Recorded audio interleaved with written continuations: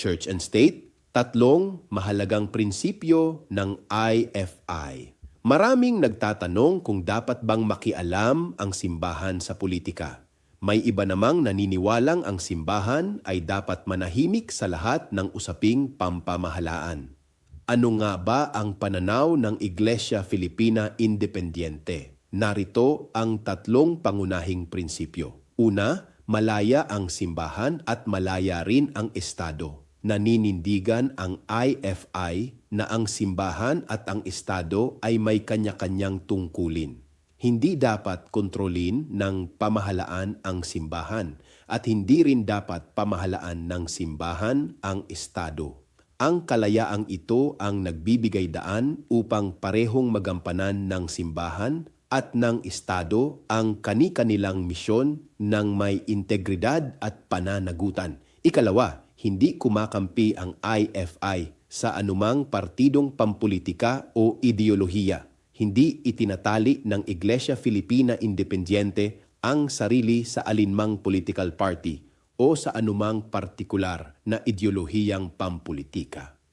Maaaring magkakaiba ang pananaw ng mga miyembro tungkol sa politika. Ngunit ang simbahan ay hindi nagiging instrumento ng sinumang kandidato o partido. Ang katapatan nito ay nananatili sa Ebanghelyo at sa mga pagpapahalagang Kristiyano. Ikatlo, hinihikayat ang bawat miyembro na maging mabuting mamamayan. Ang pagiging Kristiyano ay hindi lamang nasusukat sa pagsisimba, kundi pati sa pagiging responsable sa lipunan.